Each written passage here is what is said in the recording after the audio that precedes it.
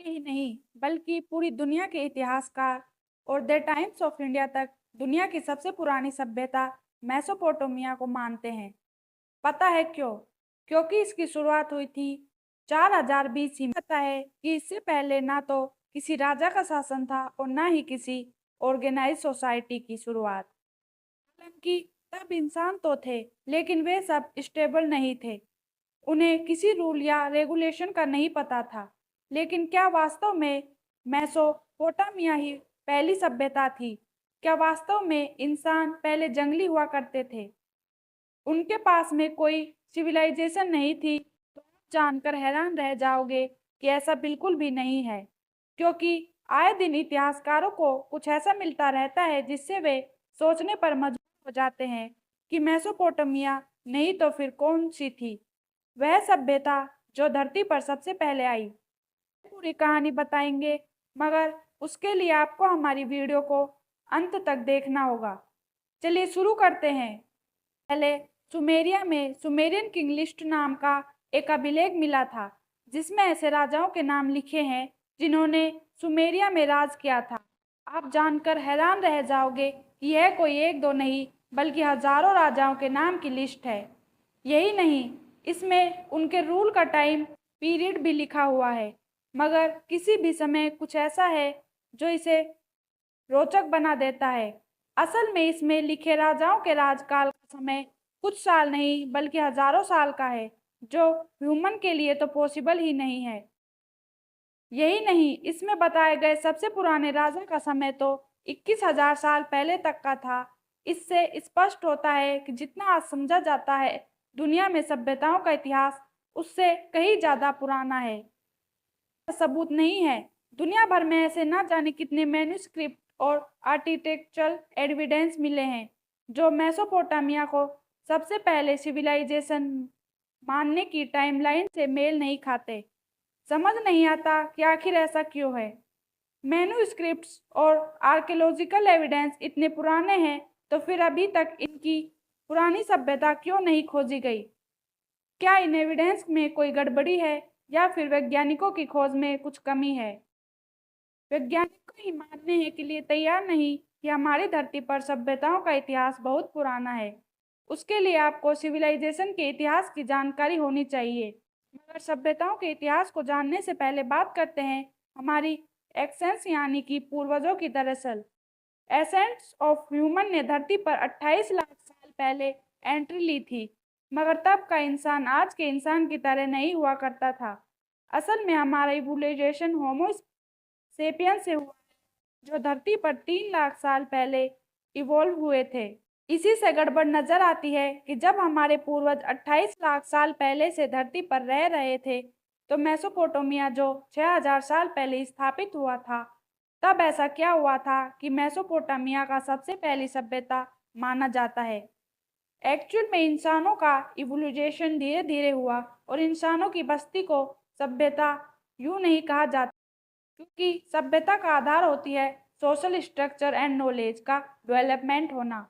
मगर हमारी human history starting से ही स्ट्रक्चर्ड नहीं थी, क्योंकि स्टार्टिंग से ही ना तो कोई ऐसा इंसान था जिसके पास सुप्रीम पावर मौजूद हो और जिसका फैसला सब पर लागू होता हो, और ना ही उस वक्त अधिकार और कर्तव्यों का विभाजन नजर आता है। इसके अलावा मेसोपोटामिया से पहले कमोडिटीज और डाइवर्सिफिकेशंस और आर्किटेक्चर भी नजर नहीं आता था। यही वजह है कि मेसोपोटामिया को पहली सिविलाइजेशन माना जाता है। ऐसा इसलिए माना जाता है क्योंकि सामाजिक संरचना और आर्किटेक्चर सबसे पहले मेसोपोटामिया में ही देखा गया। तभी तो आज तक इसे ही दुनिया की सबसे पुरानी और पहली सभ्यता माना जाता है। इंसान स्वभाव से ही जिज्ञासु होता है। वह मेसोपोटामिया की खोज के बाद कहाँ छुप बैठने वाला था। तभी से लगातार आर्कियोलॉजिकल सर्वे होते रहे, जिसमें कुछ ऐसी चीजें मिली है जिनमें हमें सोचने पर मजबूर हो गए हैं कि क्या वास्तव में मेसोपोटामिया की सभ्यता सबसे पुरानी है।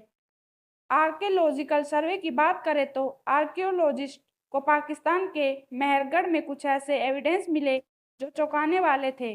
जब उनकी कार्बन डेटिंग की गई तो पता चला कि उनमें से कुछ ऑब्जेक्ट्स तो 7000 बीसी यानी आज से 9000 साल पहले की थी, जबकि मेसोपोटामिया तो आज से 6000 साल पहले की थी। इसके बाद मेहरगढ़ ही नहीं बल्कि ऐसी चीजें और भी कई कई जगह पर खोजी गई, मगर अफसोस पहली सभ्यता नहीं बदली। हालांकि इसके बाद भी खोज जारी रही, जैसे कि तुर्की को ही ले लीजिए। तुर्की में जब 1960 में यूनिवर्सिटी ऑफ शिकागो और इस्तांबुल यूनिवर्सिटी के प्रोफेसर द्वारा आर्कियोलॉजिकल सर्वे किए गए तो उन्हें पहाड़ी पर लाइमस्टोन का कुछ टूटा फूटा मलबा मिला। हमें पता है, अब आप सोच रहे होंगे कि पहाड़ी इलाकों में लाइमस्टोन का मिलना तो नॉर्मल चीज है। कुछ ऐसा ही इन प्रोफेसर ने भी सोचा, तभी तो उन्होंने अपनी थीसिस में इनका केवल जिक्र किया और इन्हें खंडर कब्रिस्तान मान लिया।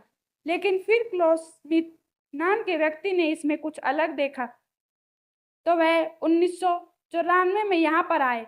उन्होंने नोटिस किया कि यह केवल खंडर क्रिएट किया गया है, और यही वह पॉइंट था जब इन्हें एहसास हुआ कि इसके नीचे और भी कुछ मिल सकता है की ठानी। मगर इसकी तैयारी के लिए उन्हें 1 साल लग गया। लेकिन आखिरकार वे 1995 में एक बार फिर यहाँ उन्होंने खुदाई की तो उन्हें यहाँ बहुत सारे पिलर मिले जो सर्कल में अरेंज थे। बताते चले कि यह साधारण पिलर्स नहीं थे, बल्कि इनमें कई सारी शेप्स बनी हुई थी, ठीक वैसे ही जैसे किसी मंदिर में बनी होती है। इसे देखकर लगता था कि इस स्ट्रक्चर को यहाँ पर भगवान यानी सुप्रीम गॉड की प्रेयर करने के लिए बनाया गया था। मगर यहाँ पर एक और हैरानी वाली बात थी कि इस पूरे एरिया में होम हाउस होल्ड वाले आइटम जैसे बर्तन वगैरह नहीं मिले थे। सालों की रिसर्च के बाद भी यहाँ पर केवल स्ट्रक्चर और आर्किटेक्चर ही खोजे जा सके थे। इससे साबित होता है कि जब कोई गांव या शहर नहीं बल्कि कोई बड़ा सा मंदिर था जहाँ प्राचीन सभ्यता के लोग केवल पूजा के लिए आया करते थे। लेकिन जब इसकी कार्बन डेटिंग की गई तो सब हैरान रह गए, क्योंकि यह आज से 11,000 साल पहले की थी। और यहाँ पर किसी के दिमाग में एक ही सवाल घूम रहा था कि जब लोग पूजा करने यहाँ आते थे तो वे रहते कहाँ थे। फिर क्या था, आसपास के इलाकों की भी खुदाई शुरू कर दी, और तभी सामने आया एक ऐसा सच जो वाकई हैरान कर देने वाला था। यही नहीं, रिसर्च की हैरानी तो तब बढ़ गई जब उन्होंने देखा कि सिविलाइजेशन के लोगों ने खुद ही इस जगह को दफना दिया था, क्योंकि वे चाहते थे कि यहाँ की नॉलेज डिस्ट्रॉय ना हो और आगे की जनरेशन को यह नॉलेज हैंड ओवर की जा सके। मगर अफसोस आज तक भी पता नहीं लग सका कि यहाँ पर कौन लोग रहते थे, वे यहाँ किस देवता की प्रार्थना करते थे। मगर अब इसके बाद तुर्की में और भी ज़्यादा रिसर्च की जाने लगी, जिसकी वजह से उन्हें कुछ ऐसा मिला जो अद्भुत था। असल में इस स्ट्रक्चर के कुछ दूर एक छोटी सी जगह है जिसका नाम है चाथुक। यहाँ पर रिसर्च को एक ऐसी जगह मिली जहाँ बहुत सारे लोग एक साथ रहते थे। यह जगह भी लगभग 4000 BC की बताई जाती है, जो मेसोपोटामिया से काफ़ी पुरानी है। यह किसी गांव की तरह की साइट थी। इससे यह स्पष्ट हो गया था कि जो लोग एक साथ रहते थे और सुप्रीम पावर की पूजा करते थे, जिसका पता चलता है कि यह किसी सोशल ग्रुप यानी सभ्यता का हिस्सा। इन सारी क्वालिटीज के बावजूद इन्हें सभ्यता का हिस्सा नहीं माना जाता और आज भी मेसोपोटामिया को ही सबसे पुरानी सभ्यता माना जाता है। यही नहीं, स्टोनहेंज जिसे बहुत ही ज्यादा रहस्यमय माना जाता है, इसका निर्माण भी 3000 BC के आसपास हुआ है। आज भी इसे एक रहस्य की तरह देखा जाता है, क्योंकि कोई नहीं जानता कि इस स्ट्रक्चर को आखिर किसने बनाया था। लेकिन फिर भी स्टोनहेंज आज बहुत पॉपुलर है। मगर यह काफी दुखद है कि जो स्टोनहेंज की बनावट के सामने है और धरती के अंदर दफन तुर्की में पाए गए हैं, वे आज इतने पॉपुलर क्यों नहीं है। आज की तारीख में बहुत ही कम तुर्की की इस जगह के बारे में जानते हैं। इसका कारण क्या है, हम आपको बताते चले कि इतिहासकारों की रीजिंग यानी असल में जब कोई नई वैज्ञानिक खोज की जाती तो वैज्ञानिकों को अवार्ड दिया जाता, सम्मान मिलता है और पूरी दुनिया भर में उस चीज को प्रमोट भी किया जाता है। लेकिन इतिहास में ऐसा कुछ नहीं होता। इनफैक्ट इतिहास में जब भी किसी नई चीज को खोजा जाता है तो उसके बारे में पता करना ही बंद कर दिया जाता है, उनकी फंडिंग रोक दी जाती है। और यही नहीं, बहुत सारे बैरियर्स क्रिएट कर दिए जाते हैं, जिसकी वजह से वह पोटेंशियल ब्रेक थ्रू कभी पास ऑडियंस तक पहुंच ही नहीं पाता, जिसकी वजह से हम ऐसे इतिहास से अनजान रह जाते हैं, जिसके अंदर ना जाने क्या पेयरिंग भी हो जाता है। ऐसा इसलिए होता है क्योंकि वैज्ञानिक अपनी पुरानी खोज पर अड़े रहते हैं और नई चीज़ों को एक्सेप्ट नहीं करना चाहते। वैसे हम आपको बताते कि मंदिर टाइप के स्ट्रक्चर को देखने लगता है कि यहाँ के लोग ने किसी डिजास्टर के डर से इस स्ट्रक्चर को खुद ही जमीन में दबा दिया था, ताकि आगे आने वाली जनरेशन को इसका ज्ञान मिल सके। मगर अफसोस इस पर उतनी रिसर्च नहीं हो पाई है और न ही इसे उतना सम्मान मिल सका जितना कि यह हकदार था। यह अकेली ऐसे जगह नहीं है, बल्कि इंडोनेशिया में मौजूद गुनगुन पिरामिड भी कुछ ऐसे ही है। असल में अगर बात की जाए इंडोनेशिया के इस पिरामिड की, तो इसके सबसे गहरे मेड हिस्से को आज से 200 साल पहले इंसानों द्वारा बनाया गया था। मगर इसे प्राचीन सभ्यता का दर्जा मिलने की बात तो छोड़िए, आज तक इसके बारे में पूरी दुनिया जान भी नहीं पाई है। इस तरह का कोई प्रमाण इंडोनेशिया में मिला भी है, लेकिन इंडोनेशिया के पिरामिड हो या तुर्की का यह स्ट्रक्चर या हड़प्पा और मेसोपोटामिया जैसी सभ्यता, आखिर ये एकदम से गायब कैसे हो गए? तो इसलिए हर जगह केवल एक ही जवाब मिलता है, फिर चाहे आप माइथोलॉजी साइंस या फिर आर्कियोलॉजी के ही प्रमाण क्यों ना ले। इसका जवाब है बाढ़ का आना। वैसे बाढ़ की थोड़ी बहुत बात तो आपने हड़प्पा सभ्यता के नष्ट होने में भी जरूर सुनी होगी। कहा जाता है कि हड़प्पा सभ्यता के नष्ट होने के लिए बाढ़ ही जिम्मेदार थी।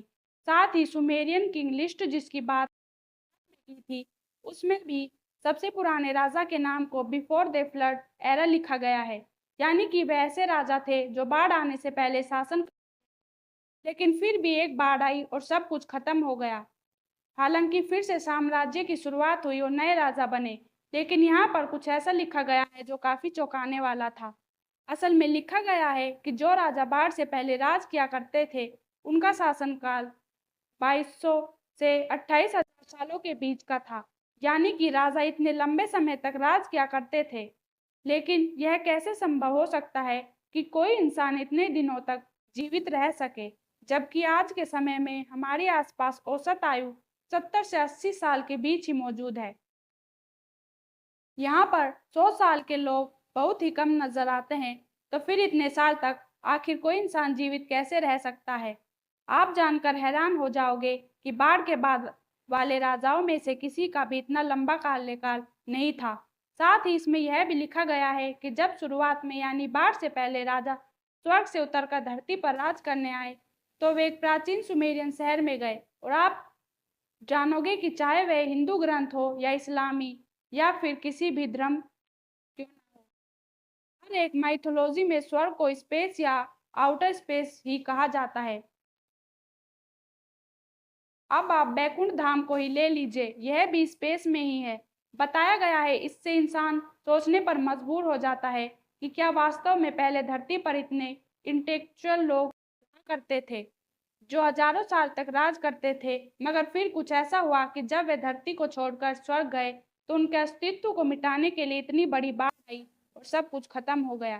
ठीक वैसे ही जैसे भगवान श्री कृष्ण के स्वर्ग जाने के बाद द्वारका समुद्र में समा गई, लेकिन इसके बारे में कुछ भी नहीं कहा जा सकता, क्योंकि हो सकता है कि इसका सच भी बाढ़ में ही बह गया हो। लेकिन इतना जरूर कहा जा सकता है कि यह इकलौता एविडेंस नहीं है, बल्कि ऐसे बहुत सारे एविडेंस है। इनफैक्ट साइंस में भी कई बार बताया जाता है कि धरती पर हिमयोग यानी आइस आती रहती है, फिर जब बर्फ पिघलती है तो बाढ़ आती है, फिर से जमीन रफ्तार पकड़ता है। धरती पर ऐसे 5 हिमयुग आ चुके हैं। अगर बात की जाए सनातन धर्म के ग्रंथों की, तो उसके हिसाब से धरती पर 4 युग केवल एक बार नहीं आते, बल्कि चतुर्युग कहा जाने वाला यह साइकिल रिपीट होता रहता है। ऐसा माना जाता है कि यह सब इसलिए होता है क्योंकि कलयुग में अधर्म बढ़ जाता है, फिर सब कुछ नष्ट कर दिया जाता है और सतयुग से शुरुआत होती है, ताकि कालचक्र और चारों युग फिर से शुरू हो चुके। वेदों की बात की जाए तो यह पूरी दुनिया एक कल्प तक चलेगी और एक कल्प में लगभग 14 मंत्र आते हैं, जिनमें से हर मनवच्चा साइकिल चलते हैं। वैसे इसे आपस में मल्टीप्लाई करें तो धरती पर लगभग 994 चतुर्युग चलेंगे, जिनके बीच में मनम संध्या भी आती है। फिलहाल हम 7वें मनवचा रहे हैं। इस युग के खत्म होने के बाद नया युग शुरू होगा। वैसे हम आपको बता दें कि लगभग 4.32 मिलियन सालों तक चलता है। इसमें स्पष्ट होता है कि जिन्हें केवल माइथोलॉजी समझा जाता है, उनके वास्तविक होने के प्रमाण के अलग अलग हिस्सों में मिलते हैं। मगर यह बहुत ही अफसोस की बात है कि उन पर ना तो इतना गौर किया जा रहा और ना ही उन्हें वास्तविक इतिहास होने का दर्जा मिला। मगर अब समय आ गया है कि इतिहासकारों को अपनी जिद छोड़कर प्राचीन इतिहास को मेसोपोटामिया से पहले वाले चैप्टर के लिए कंसिडर करके उसे मान्यता देनी चाहिए और साथ ही इन साइट पर प्रॉपर रिसर्च और अरेंजमेंट भी करवाना चाहिए, क्योंकि हो सकता है कि आज तक यहाँ पर जितनी भी चीजें मिली हो वह सब केवल प्रतिशत ही हो। यह भी हो सकता है कि इसके आगे कोई ऐसी जानकारी भी मिल जाए जिससे प्राचीन टेक्नोलॉजी के बारे में पता लग सके, जिससे इंसान को उस एनर्जी के सोर्स की जानकारी भी मिल जाए जिसके थ्रू इन सभ्यता के लोग बड़े से बड़े पत्थरों को एक साथ से दूसरे स्थान पर ना केवल उठाकर ले जाते थे बल्कि उनसे स्ट्रक्चर भी खड़ा कर देते थे। टेक्नोलॉजी इंसान के हाथ लग गई तो बिना इलेक्ट्रिसिटी के इंसान बहुत सारे कामों को अंजाम दे सकेगा, मगर इसके लिए इन्हें प्राचीन सभ्यता डिक्लेयर करना जरूरी है, क्योंकि मेसोपोटामिया सिविलाइजेशन को वर्ल्ड की सबसे पुरानी सिविलाइजेशन माना जाता है।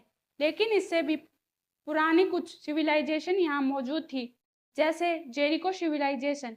जेरिको को वर्ल्ड के सबसे पुराने कंटिन्यूअसली इनहेबिटेड शहरों में से एक माना जाता है। यह सिविलाइजेशन लगभग 9000 ईसा पूर्व की